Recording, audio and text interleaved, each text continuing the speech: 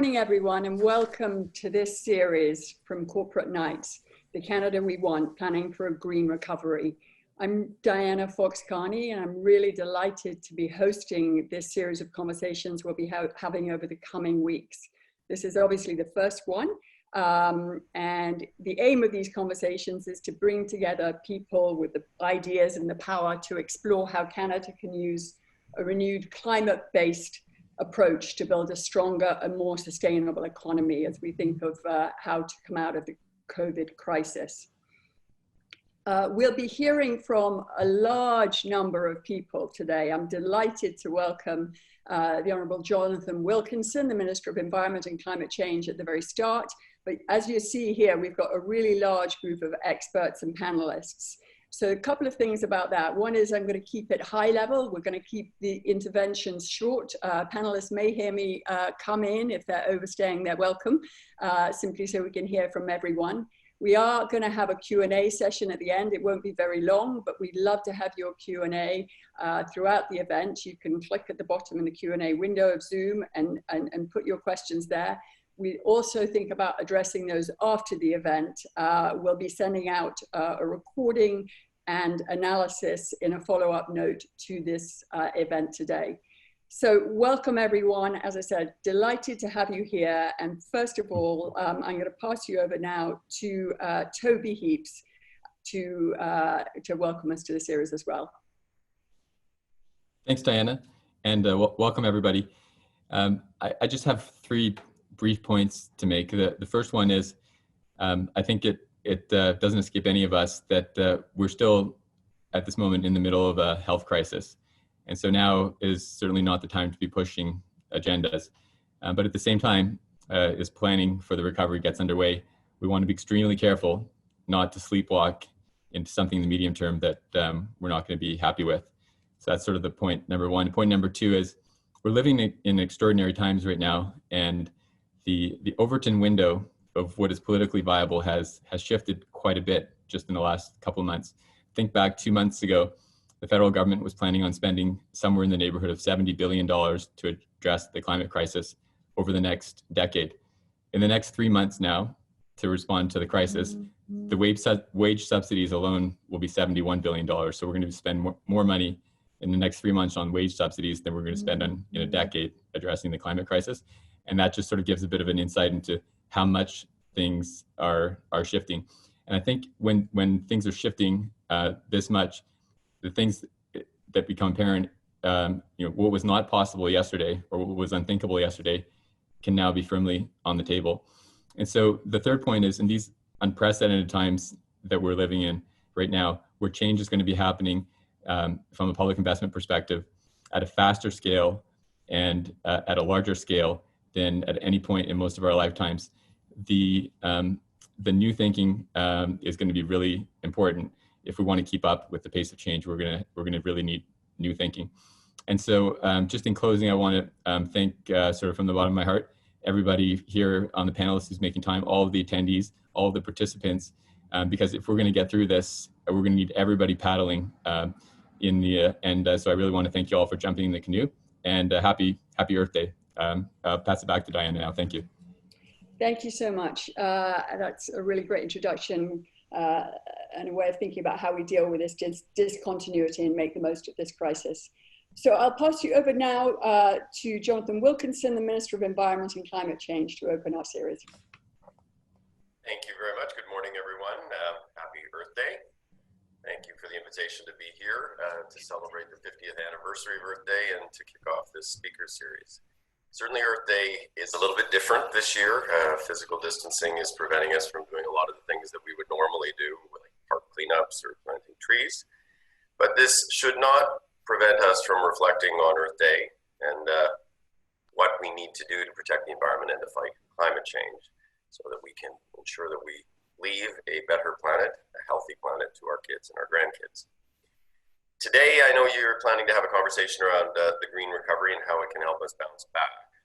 And that is an important topic. I would, however, be remiss if I didn't start by emphasizing that we remain some way from being through the present crisis. And as a government and as a society, our primary focus must continue to be on containing the virus and on supporting impacted Canadians.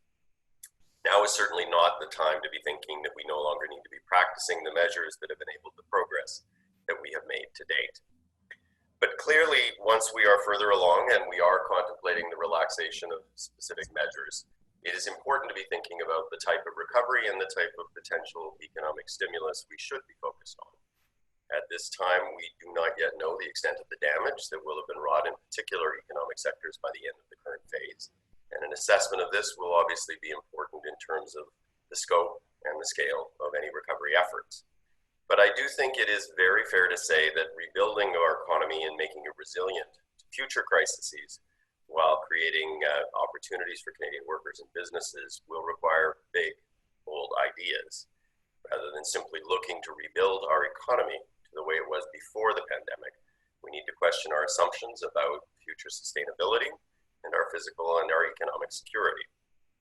We will need to draw lessons from this crisis and focus our efforts on both short and longer term economic recovery that will ensure that we emerge from the pandemic a fair, stronger, and more resilient country, a country that will be well prepared for the challenges of today and of tomorrow. As physical distancing measures begin to be relaxed, governments will need to address the question of how best to get the economy moving, and moving in a manner that addresses key lessons and key looming challenges. To be effective, a forward-looking economic strategy will likely need to consider at least two kinds of initiatives. Those which focus on the creation of near-term employment, given the scale of unemployment that is likely to exist for some time, and those initiatives that are focused on moving forward with building the economy we want and need for the future. Initiatives that take into account key lessons from the COVID experience and that are focused on driving us to address the realities of the impending climate crisis. As we collectively develop a plan for economic recovery, we will need to make investment decisions with the clear intention of ensuring affordability for all Canadians and building resiliency and sustainability so that we can ensure our long-term economic and social security. We will need a thoughtful and a clear-eyed plan that will create the kind of resilient and sustainable society that we want for the future. In Canada, clearly, as a federal state, we will need to be engaging the provinces and territories and certainly working with Indigenous peoples and ideally working together in an integrated fashion through the recovery phase as we have over the course of the past number of weeks. We certainly look forward to the conversations that you will be having and the ideas that will come forward. Certainly look to receive the feedback and the ideas as part of us trying to put together something that will be a thoughtful and a comprehensive plan to ensure that we are moving forward with the society that we want and the society we need. So thank you, and once again, happy Earth Day. Thank you so much, Minister. I think that was a really good reminder of the complexity of what we face and also the opportunity.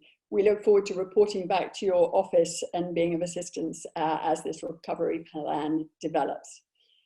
Before we get on to the specifics of green retrofits, I wanted to just call upon Stewart, Elgie, who runs Smart Prosperity, and then Sean Mullen, who is from the Brookfield Institute for Innovation and Entrepreneurship, both of whom have had significant experience of dealing with this kind of issue in the past. So for their words of wisdom, we'll start the event. So Stewart first, please. Thanks, folks. And I apologize in advance if you hear any screaming 7-year-olds in the background. So happy Earth Day to everybody. I'm going to talk about what I would call the 3 key lessons for smart economic stimulus. The first is don't panic, and Toby and the Minister have both referred to that, which is right now we're in the middle of deliberately slowing the economy down. So today isn't the time to talk about how we heat the economy up, but that day will arise in a few weeks. And the key is, how do we build an economy today that prepares us for tomorrow? The second lesson, I think the most important, is act short-term, but think long-term. Governments in recessions, and we've been looking at previous responses, tend to fall prey to short-term thinking because they're anxious to generate any kind of jobs and economic activity right away, which is totally understandable. If you look at the 2009 downturn, in 2010, global GHG emissions rose by 6% and rose almost as much the next turn. So we actually spurred a brown economic recovery. It's important to look ahead, not just for environmental reasons, but because we're not going to have the kind of fiscal capacity to make this massive investment in the economy again, probably for a decade or more. In effect, we're spending tomorrow's money. And so it's important that we build tomorrow's economy with that money that we'll look back on in a decade.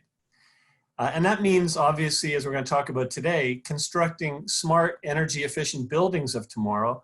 But it means the same thing for transportation systems, energy systems, and really all of Canada's industrial sectors.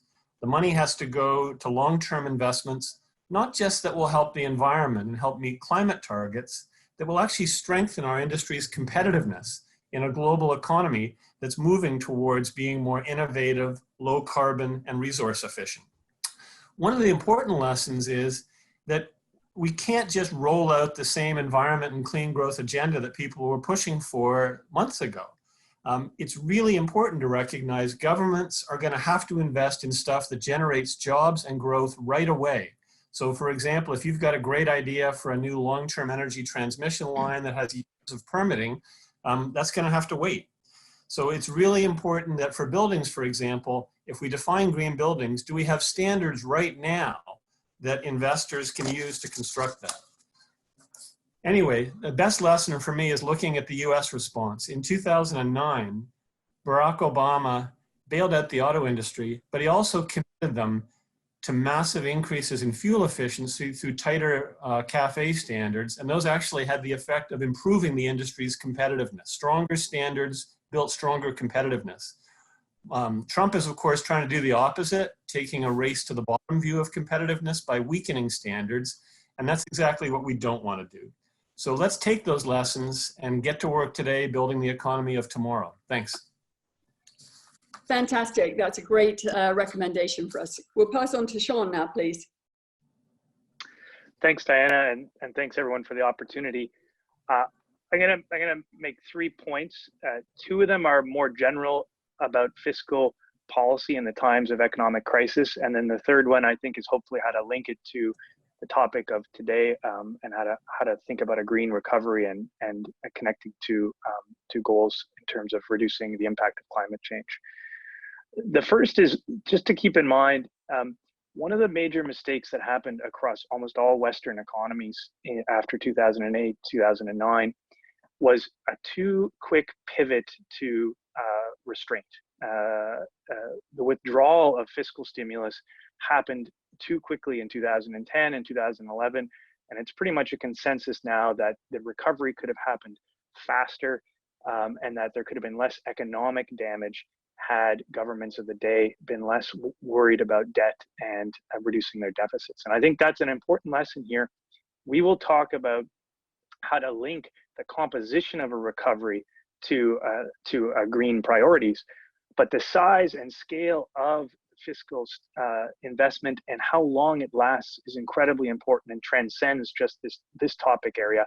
And so everyone needs to be able to essentially give our leaders the license and the advice to not quickly pivot after this year to reducing the deficit back to, say, levels before this crisis. They obviously need to go down from a $200 billion deficit, but we have the fiscal capacity to do this slowly and more carefully. And so there's more of an opportunity there than I think people realize. The second, in terms of fiscal stimulus, timing is everything. Stewart talked a bit about this already. Be absolutely ruthless. If your policy doesn't get into the hands of and stimulate the economy in a 6-month or 12-month time frame, then it's not stimulus.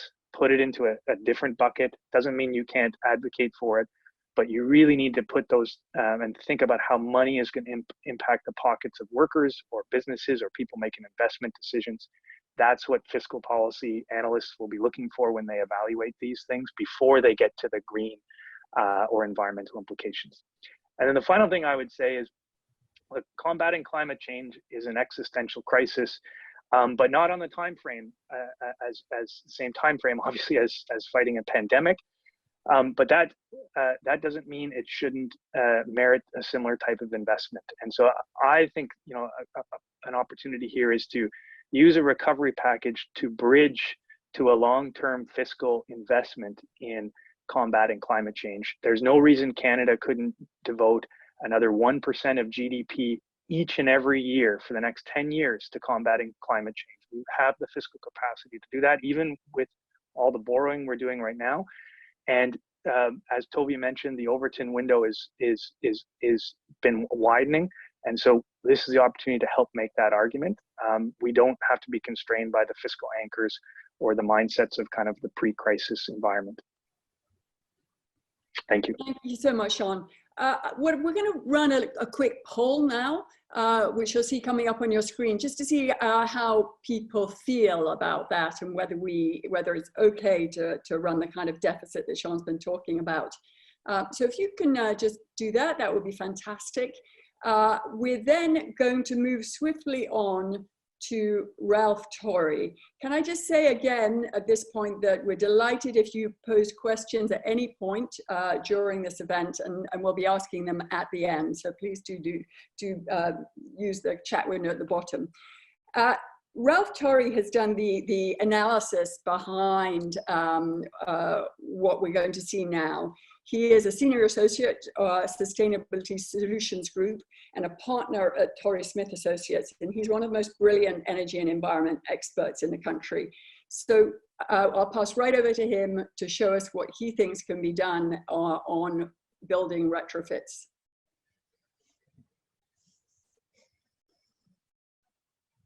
Ralph, I believe you're on mute.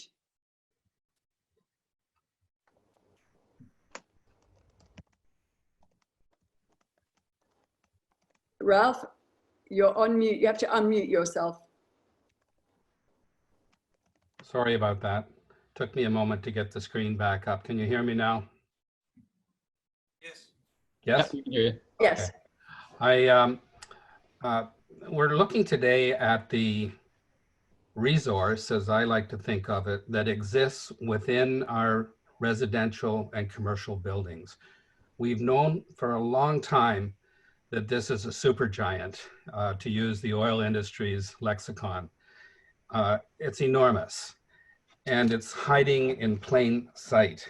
So in terms of its suitability as a target for the post-COVID recovery, it has a number of attributes. First of all, the investments will occur wherever there are buildings.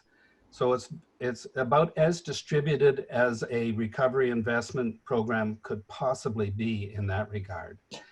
Another attribute that strikes me about targeting this area in the recovery period is that the planning phase for doing what would need to be done to both get the economic stimulus that we would be looking for and achieve the greenhouse gas benefits that it can deliver can begin while we are still sheltering in space. There is a tremendous component of preparation and training that will be required to carry this out effectively when the time comes. And there's no reason why that couldn't start tomorrow. So this particular, and that's the reason I think why we wanted to start this series with a focus on buildings. It's a supergiant, yes, but it has what again, to borrow from the oil industry, what geologists would call complex geology. The resource is locked up in tiny cells that we call buildings. So in a sense, we have to learn how to frack for efficiency. And the innovations that we need to do that have more to do with business strategies and policy innovations than technology, because we have the technologies to take a very deep dive into the efficiency resource that exists in our buildings. And we outline that in the infographic that you're looking at, and there's a paper, I think, that's being made available that goes into a little bit more detail on that.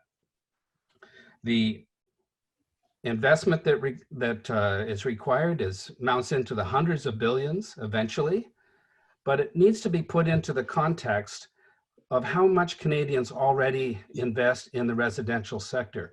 It's 7% of GDP year after year. About half of that, a little more than half of that, it might surprise you to know, is for renovation of buildings. And I'm only talking about the residential sector here. We spend over $60 billion every year renovating our homes. And so, yes, we're suggesting a sea change in the level that's being devoted to improving the efficiency, but it's in the context of what is already a very large component of our economic activity in Canada, and in the context of a population that is used to investing in their buildings.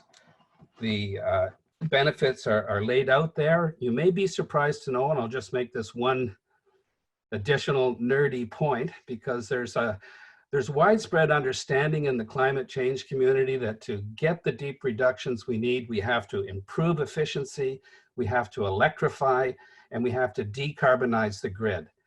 There is a myth out there that means that the demand for electricity will go through the roof, making the job of decarbonizing the grid difficult. But what we found in this analysis is that when you really go deep on the efficiency and employ heat pump technology throughout the building population, the absolute demand for electricity goes down. And we're finding this over and over again now in our research. It goes down so much that the savings that we outline in the program that we've summarized here would be sufficient to power a nationwide fleet of 13 million electric vehicles. So there's lots to be excited and positive here about. And the place to start is at home, in our buildings. We think that a $20 billion residential program and what's it, $6 billion, I believe, for commercial and institutional buildings would give us the kickstart that we need to get the renovation industry out of its, what I call its pre-Model T period, and into a modernized, efficient industry. And if we do that, of course, all of the costs that we've been outlining here will drop probably by more than 50%. That's what the experiments in this area are showing. When you really go after retrofits like you mean it and like you want to get that GHG reduction benefit. So I think I've used my time and more, but thank you for your indulgence. Thank you. Yes, we're sorry we're skipping through this so quickly, but I'm going to pass over now to Celine Back. Celine's president of Analytica Advisors and an expert on sustainable advisors. Sustainable finance, apologies. Celine. Thanks very much, Diana. I'm going to build on the really important work that Ralph has just described, just to give you a sense of who would be doing what in the Build Back Better Homes and Workplaces program. Fundamentally, we would start with a major pool of capital from the federal government that might be administered by a crown corporation like the CMHC, and that entity would provide guarantees and program funding for the Build Back Better Homes and Workplaces program. That would result in a guarantee that banks would be able to extend to homeowners as well as workplace owners who would hire and pay for the contractors and engineering firms who would undertake the upgrades that are contemplated under this program. Once that work is completed, and obviously this is based all on existing relationships that Ralph just described a moment ago, energy auditors would be asked to come in and verify the benefits that have been achieved. And they would also collect economic information for us to understand how the market is evolving. So what was spent in terms of labor as well as equipment. At that point, the home or workplace owner would provide proof of those benefits to the bank or the credit union that had extended the credit, which was based on the guarantees provided by the federal investment. And then upon receipt of that proof from the bank would then communicate that this project has been completed and the benefits have been achieved, and would therefore receive the go-ahead to pay off the debt that the borrowings that either the homeowner or the property owner has taken on. This obviously results in many other benefits, which I won't go into in detail, but they do really build on Ralph's analogy of the Model T moment, where Ford went from producing single digits in thousands of numbers of cars to almost to 1 million in the course of a 10-year period. It meant that contractors or the builders got more and more efficient, manufacturers were making more and more of the equipment required, in this case, heat pumps, some other things. People who are looking for work would find more and more opportunities, and banks would find that the underwriting that they're undertaking to make this program work would find places in capital markets so that they could release the lending weight on their balance sheet and make even more room for lending. So a virtuous circle would then be created. Thanks very much, Diana. Fantastic. Thank you, everyone who's put questions up already. One of them was what study was Ralph referring to? That is a study that he's done, which will be covers all the sectors of the possible recovery, and we will be sharing that online with participants afterwards. Thank you. Now, I think from now, after that introduction to the possibilities, we're going to turn to Gord Hicks, who heads up BGIS, Canada's largest real estate management services firm, and who also is the founder of the Building Energy Innovators Council. Gord, what's your view, what's the industry view, your view personally, and what do you think industry would think of this? Well, first of all, I'd like to say that been in the industry myself for over 25 years and been with BGIS for 22 of that. And ultimately, we have been operating in this facility management, property management services area, which encompasses building performance optimization consulting. And so we've seen a great deal of a shift in technologies and so on that exist to be able to drive these types of energy efficiencies and the implementation of renewable technologies within the built environment very cost effectively. In fact, we've seen that cost effectiveness then drive a significant demand for the implementation of these services, particularly over the last 5 years. So when we look at Ralph's study and we look at the opportunity to drive, a conservative 50% reduction in energy consumption, we very much see that as a viable objective and a viable goal. We work across a number of sectors ourselves. So we, in the colleges sector, media, cloud enterprise, financial services. So we work across a number of types of assets.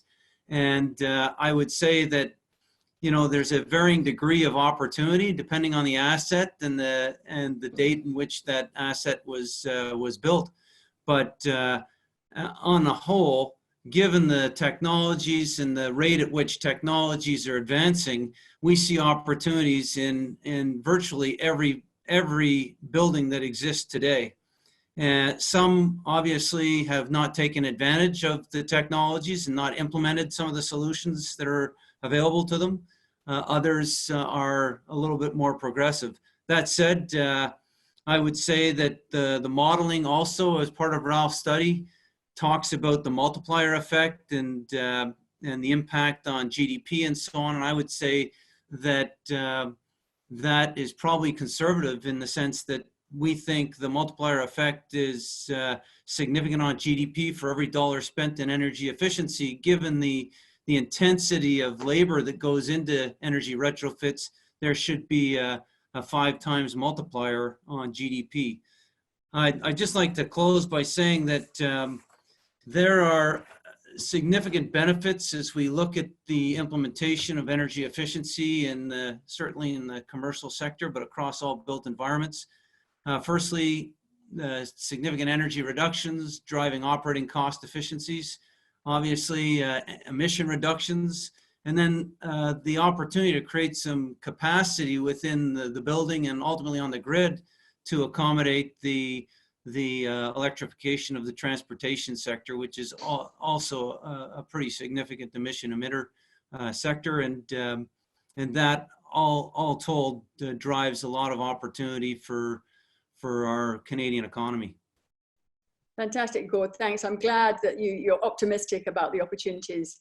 So I'm now going to pass you over to Thomas Mueller. He runs the Canadian Green Building Council. How does this sound to you? Does it sound doable, accurate?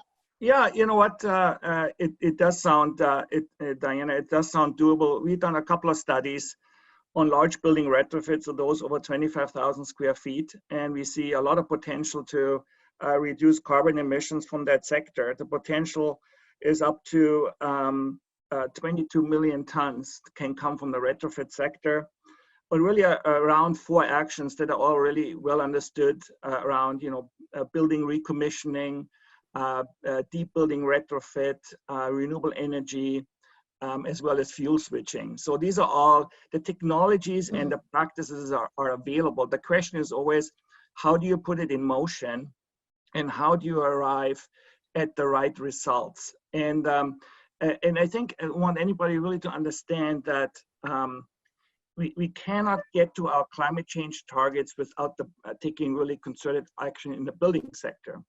And in the building sector, when you look up to 2030, the action has to be really focused on building retrofit. And the reason for that is because any new building adds carbon to the atmosphere. Even if you build a zero carbon building, so the materials that you use, the manufacturing, it adds carbon. So the net reduction between now and 2030 will come from existing buildings, particularly large existing buildings. And from large existing buildings, I think it's really important that government plays that role to actually provide some let me call it seed funding to put this actually in motion. Because at the same time, we also need a very healthy lending sector to support this. That has to be built on good economics. And we found that buildings over 25,000 square feet really lend themselves to that kind of an approach. Now, in addition to that, it's just not a matter of kind of like broadly applying this. So we did the analysis based on, building types and sizes and the different grids and fuel mixes in different provinces of Canada. And it becomes really clear that in that picture, if you want to get to your goals in building retrofit, not everyone is equal.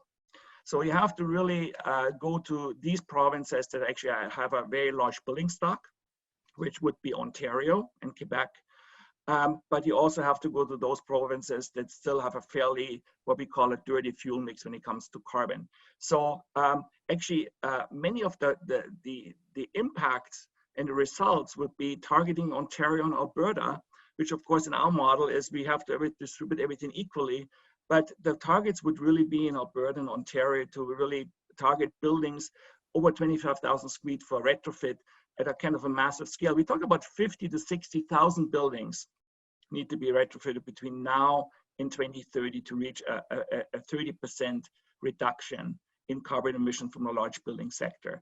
That's not, it's a significant challenge, but it's not an insurmountable challenge. And my final point what I wanted to make is that if we invest money, if you're a bank investing money, if the government gives taxpayers money to engage that sector, is that we need to find a way of actually measuring performance and actually measuring that we're getting the results we're looking for. Just on retrofit, just giving money, there have to be standards and systems in place to actually measure performance and make sure we're getting the outcomes and that these outcomes are maintained over time. So if you invest in a building, you want to have those benefits for the next 20, 30 years, year over year over year. So we need to also put standards in place, which already exist, but we need to build them into any kind of lending or any kind of government funds that are giving to building owners to make these changes. I know time is short, so I stop here. Thank you. Thank you, Thomas. I mean, it is a huge task, but I'm glad to hear that it is also doable. Before we move on to some comments from the bankers in our group, I just wanted to tell you the results of the poll. So 83% of you either agreed or strongly agreed that it was okay to run these larger deficits. 5% only disagreed or strongly disagreed, and then the residual were kind of neutral in the middle. So it seems like at least amongst this group, there is permission to think about spending a bit more money. So now I'm going to talk about how this could be funded more on the private side. So I'm going to pass over to Jonathan Hackett, who has a PhD in physics, and he's head of sustainable finance at BMO. Hi, so I actually want to build on something that Thomas mentioned there, which is the idea of using this as seed funding. By having the government really drive that forgiveness during the early stage of the experience curve on these retrofits, we can push towards a point where by using subsidized fundings, guarantees, insurance elements, we could probably get this to the point of really being economical in the longer term. And so by using that initial push of debt forgiveness to give the banks experience with the underwriting, to give the opportunity for those retrofitters to get further along so that they can be delivered on a more cost-efficient basis, we can really push to the point where this becomes self-perpetuating, where the debt, with small subsidies rather than complete forgiveness, could really drive forward and expand to cover the rest of the stock. Thank you so much, Jonathan. Thank you for keeping it brief too. I'm going to pass over now to Andy Chisholm, who's a board member at RBC and used to head strategy for Goldman Sachs globally. He's also on the federal government panel on sustainable finance. Andy, your thoughts? Thanks, Diana. Thanks for the opportunity, Toby. Few points. First of all, theoretically, there's a lot of capital that should be going in this direction, but it's not happening. And so therefore, we cannot simply just try to put more money in the same directions. Number two, we need solutions that can endure, that are not susceptible to a change in government and a change in political attitude. And we need solutions that can go mainstream so that the notion of retrofit loans can in effect become its own asset class, much like auto lending or consumer finance or mortgage lending. And to build structures that become evergreen rather than extinguishing, that can be taken over ultimately by mainstream lenders. And to therefore try as much as possible to limit direct subsidies for individual transactions and more subsidize a structure that can stand on its own. The third point, finance on its own is going to be insufficient if there is not enough impetus to break the inertia. And what I mean by that is there need accompanying regulations, i.e. efficiency standards, building codes. There needs to be disclosure and data around that. And there need to be competent service providers, which needs training and accreditation. So this has to work in a systems context. And if it does not do that, the finance is not going to make things happen on its own. The next point, even with those accompanying conditions, I think a lender cannot be passive. At this point, a lender needs to be of a mindset that they are breaking the market open. They are designing structures, standardizing contracts, vetting suppliers, putting turnkey packages together, capturing data. In other words, they need to operate rather than just put a shingle out saying, I got some money available, and really actively be trying to build this market. So picking up on what was just said by Jonathan, I think there's huge potential to use the notions of blended finance, which he described, which can either go through existing or new regional entities, which utilize government funds to crowd in private money by satisfactorily affecting the risk return so that it gets to market clearing kind of levels and encourages private actors to be part of this mainstream market. Andy, by doing that, Andy, I'm going to encourage you to finish up. One last point, which would be, in doing that, it can act as an aggregator so that then those pools of assets can be resold and the money recycled. So therefore it has an evergreen context to it. Fantastic, sorry for jumping in. Derek Ballantyne chairs CMHC. What's the view from there? You need to unmute yourself, Derek.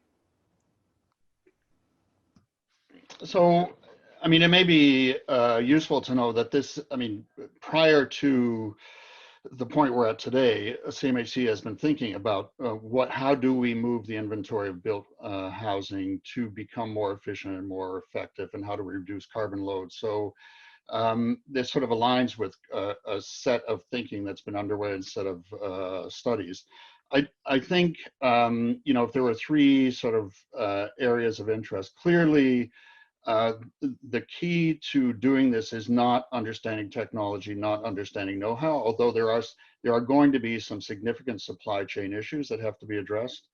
In particular, if you do this at scale and volume, there is inevitably an impact on market and price. So how do you move this more progressively, and how do you make these kind of changes? But I think, as Andy has pointed out, and Jonathan, the key is really what are the financial structures into which you can effectively and efficiently use a government interest and leverage off government capital or government guarantees or other mechanisms, and how do you create this as a way of assembling asset interest as opposed to a set of individual projects with and trying to assess everything on a particular result. And I think that finding the financial architecture for this and how to get it kickstarted is going to be the key around any sort of model that's presented or any sort of federal involvement, whether it's CMHC or some other entity.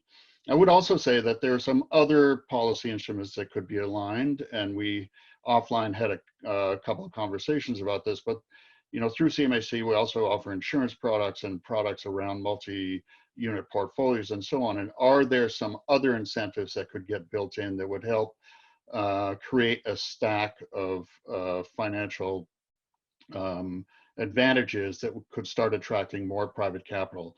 This kind of investment will not get done on government capital alone. And yes, it could be the front end risk and it could be the seed capital, but when we look at the scale and the size of what it has to be and the durability of this capital, it has to be created in a way that creates a sustainable system in the long term. Fantastic. Thank you for those wise words. I'm now going to pass over to Terry Lynn Morrison, who's the Director of Strategic Partnerships at Indigenous Clean Energy. What do we see the opportunities to invest in energy efficiency in Indigenous communities? Good morning or good afternoon. Indigenous communities across Canada are a powerful force for change as the country transitions into the clean energy future. Apart from Crown and private utilities, Indigenous communities and enterprises are the largest single owner of clean energy assets. In sum, there are a total of 2,000 Indigenous clean energy projects encompassing power generation, electricity transmission, heat production, and energy efficiency across Canada that are fully complete and operational or in their final stages.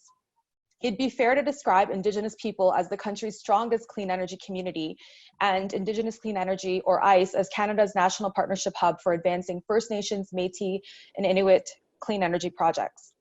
The next stage of the Canadian and global energy revolution will emphasize future renewable energy development, advanced energy systems, green energy infrastructure, and enhanced energy efficiency of homes, communities, and facilities. These developments offer major economic development and climate action opportunities for Indigenous communities. Many communities and organizations are focusing their efforts on improving the quality and energy efficiency of their homes and facilities. While there has been some success in this area, it has been slower than community members need. At ICE, we're ready to translate the success that we've had in renewable energy capacity building to energy efficiency efforts through our new program, Bringing It Home. With Bringing It Home, we want to understand the conditions needed to dramatically accelerate the development and implementation of community-wide energy efficiency initiatives. There is an immense opportunity to use energy efficiency to reduce costs, energy consumption, and impact on the earth while creating jobs and improving the quality of life in Indigenous communities.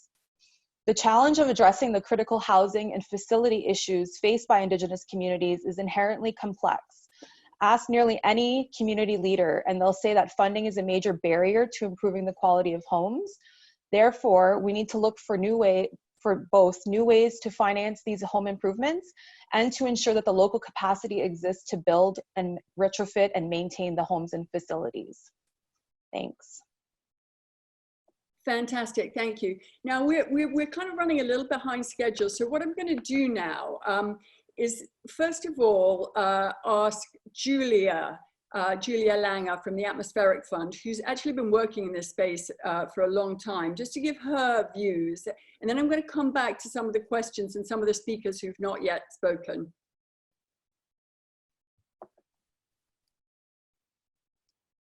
Julia, you need to.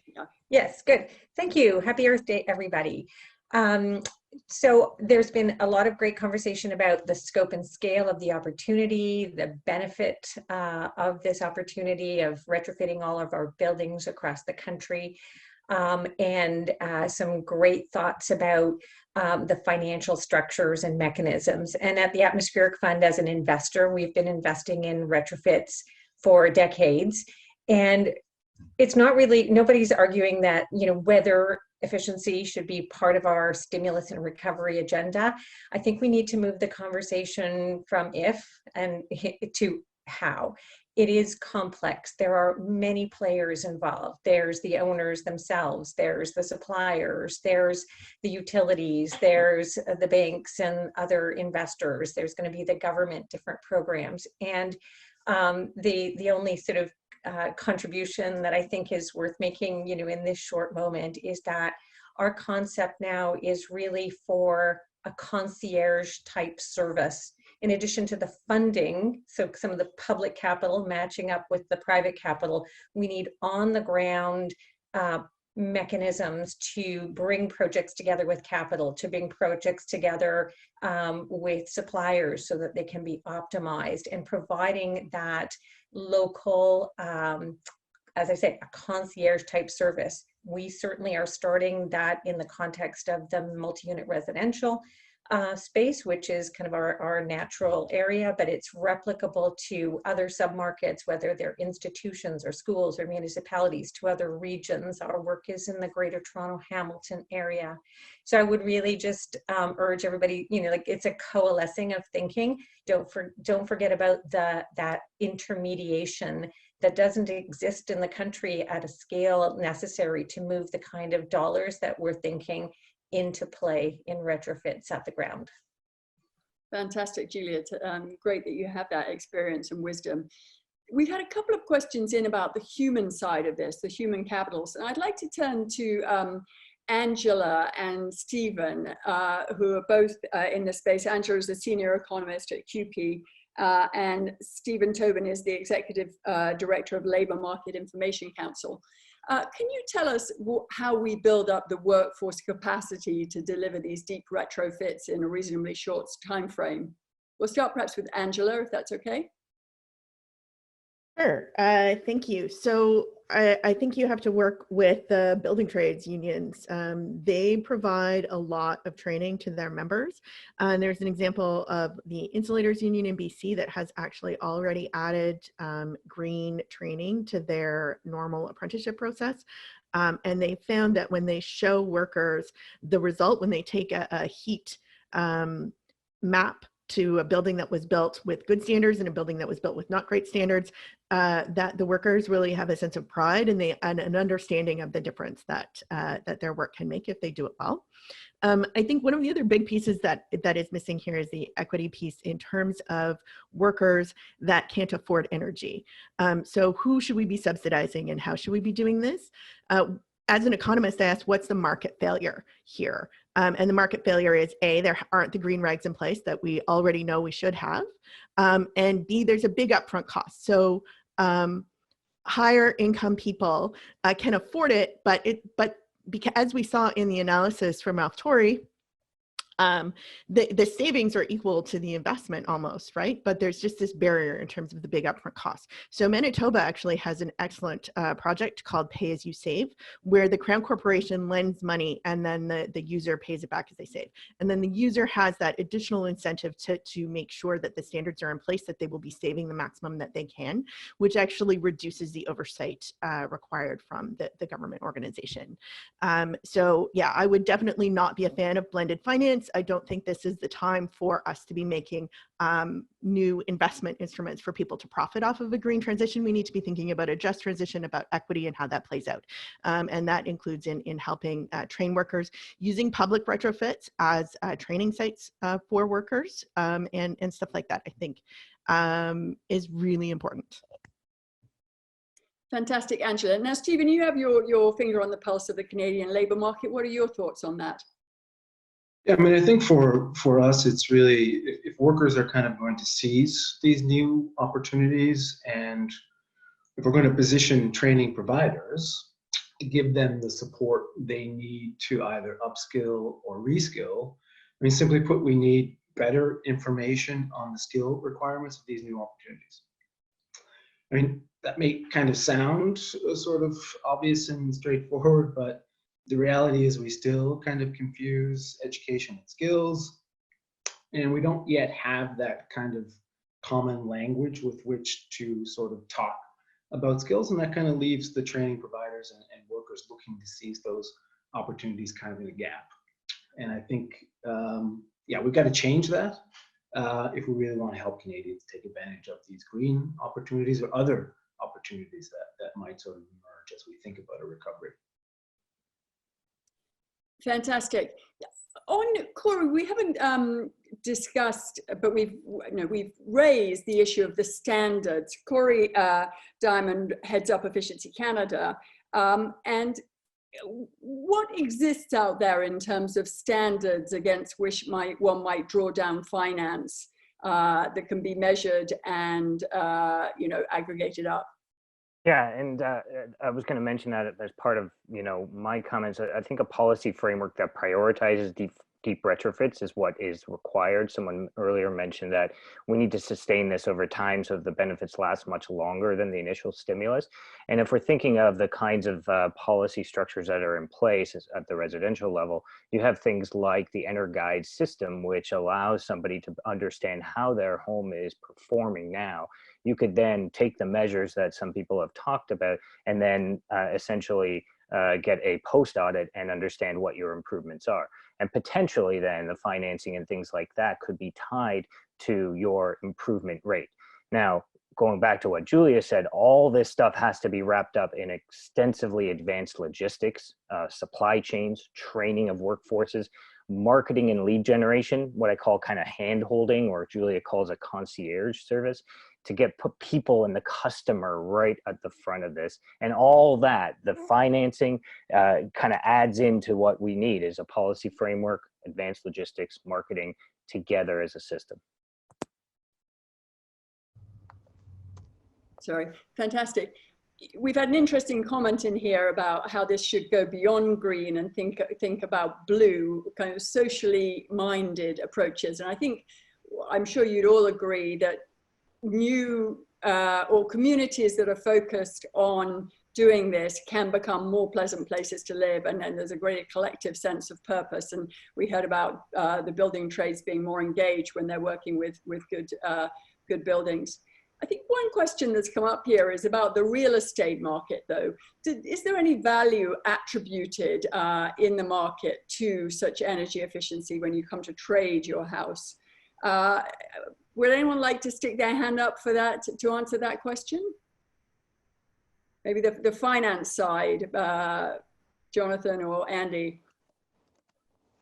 Yeah, I think there's certainly value. Go ahead, yeah, it's certainly creating value, and especially if you believe that if you're establishing regulations that are going to drive this over time in the commercial sector, the value that is achieved in achieving the new expectations will definitely be something that is unlocked. And we're not talking about, when you think about paybacks on this, things that are so far out of economical that there's not a rational approach that can be done here, where people will value that renovation because of the operating costs that it saves, let alone the regulatory burden.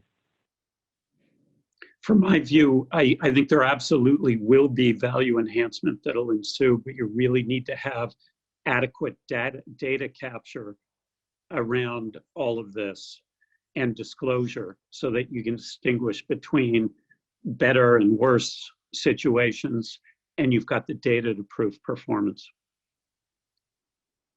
I also think that we shouldn't be naive about the business case, because in a current environment where natural gas, which is one of the main carbon emission sources from buildings, it is so cheap.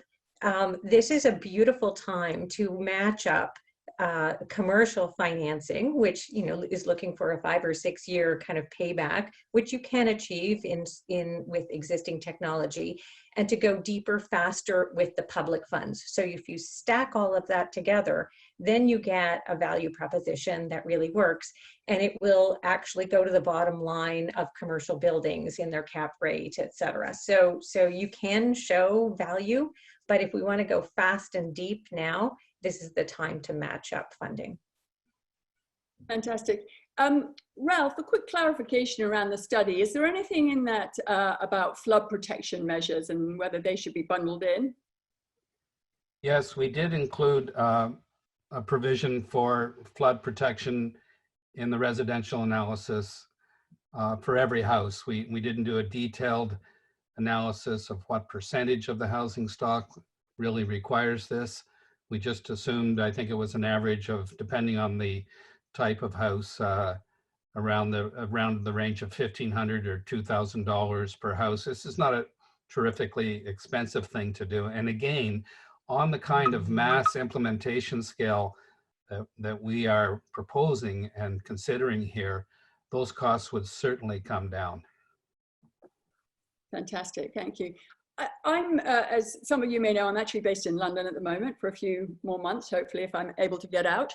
And one of the things that you notice here is how poor the building standards are. Obviously, the building stock is poor. Thomas, do you think Canada has an opportunity to export its expertise in this area to other countries, particularly given the large real estate holdings of Canadian investors and pension plans? Good question, Diana. I do think that Canada is a leader in green building already, globally considered. And I think we actually missed a tremendous opportunity to take advantage of that so far. That in terms of, you have to look at the retrofit, the large scale retrofit, no country has figured it out yet, how to do large scale retrofit of buildings at the residential side, as we talked about just now, and on the commercial institutional side. The Germans do it mainly on the residential side, but nobody's figured it out. So this whole model around scaling it up, finding a way to finance it, to execute it, create the whole value chain we talked about this morning. That is something that many other countries would be very interested in, could benefit from that, from Canadian expertise. And so I think there's a tremendous opportunity, but we don't, as a country, strangely enough, we haven't really looked at that in a meaningful way. Thank you. Well, it's always good to know. I think what's been interesting about this event today, and it is our first in the series, is that we've begun to see some of the connections, obviously, with green transportation and other things. You know, we've got a long way to go to reduce GHGs to the levels that the government's targeting. I think all sectors have to be part of this. As the minister reminded us, and as Toby said, we are in the midst of a crisis now. We want to use our thinking to try and help shape a better future without, I guess, or being very mindful of the real economic hardship that many people in the country are facing right now, and understanding that we need to support them and have the kind of attitude that Stewart mentioned at the beginning. It's been really fantastic to have everyone here today. I think that we will be sending the study that Ralph mentioned that is ready to go. And I'm going to end with, well, I should have before given a poll, but we have one more poll to go. So I want to put that one up. Melanie, if you could do that. Which is, you know, is the fundamental question. Do you think this is going to help us? This is what we believe, and this is why we're doing this series. So perhaps if you could all answer that. Fantastic. Okay, I'm just checking here if on my panelists. No, I think we're good to go. Thank you for being with us today. I'd like to thank all the panelists. I'd like to thank the minister for introducing it and Toby for bringing this event together. I hope you'll all be consistent participants throughout this series of events, and also send in your thoughts and help create a better future for the country. If we have a result on that poll, Toby, you could perhaps share it with us now. Sure. So 90% agree or strongly agree, and 5% strongly disagree or disagree. Fantastic. I suspect we have a slightly biased sample of people here, but nonetheless, it's good to know that you're behind us. Thanks for being with us today, everyone. Goodbye.